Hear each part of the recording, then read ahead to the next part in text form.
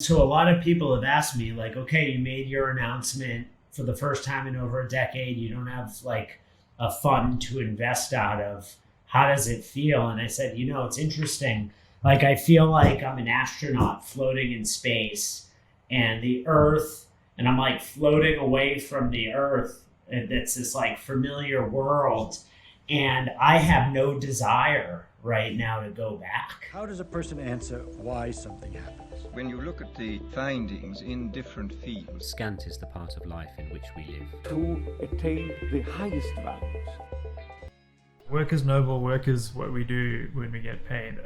That I know that's a big part of your book, and that's such a big part of the fabric of society. I had a tweet a few weeks ago, I forget the gist of it, but basically it's like, for the first time in my life, I'm working to live, not living to work.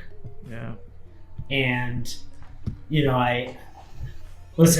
a product of Silicon Valley, and I use Silicon Valley in like the broadest sense, even though I'm not located there. Based out of New York City, but I'm a product of Silicon Valley, where the mentality is work as hard as you possibly can, achieve, build something great, have impact, build something bigger than yourself. All these big ideas, which, by the way, have produced incredible things, including wealth and identity. But at the same time, I was just feeling completely burnt out. And I'm like, I want to try on something else, because this is the mindset that I've tried on for the last 20 years. And I want to try on a mindset of like, what does it feel like to be a coach and a dad, and to like explore hobbies and not feel guilty about it, and like still like be dedicated to my career and my craft, but not do it in a way where it becomes my only identity.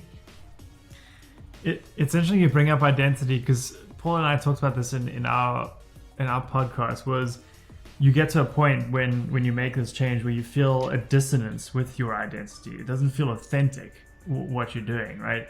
And so I'm wondering if you're thinking like your identity is evolving and shifting as all of us do, and therefore like the way you manifest that in life is also, or were you perhaps in that venture life not true to your identity?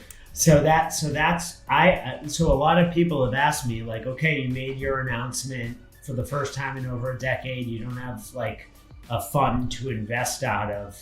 How does it feel? And I said, it's interesting. Like, I feel like I'm an astronaut floating in space and the Earth, and I'm like floating away from the Earth. And it's this like familiar world. And I have no desire right now to go back. Right? There's no panic. For the first time, I'm like, wow, like there's no FOMO. Like, it's NFT week in New York, crypto week. And like, I'm not going to one fucking event. Like, and I don't give a fuck. Yeah. Right. And that's not to disrespect. Like, I have many friends building great companies in that space, and clients for that matter. But it's just, and so going back to the heart of your question, Andrew, that's how I think I'm starting to get closer and closer to my true self.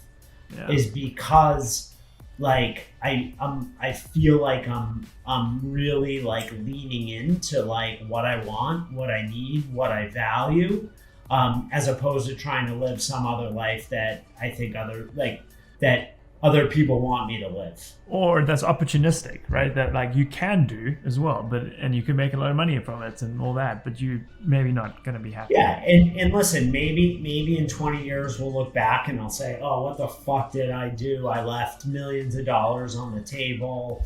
I left my investing career literally at my peak. And you know what? I'm like,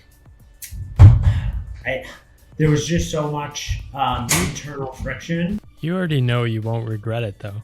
Yeah, of course not. I actually think I'll be more successful doing what I love to do, and that like owning my yes, as opposed to like saying yes but really meaning no.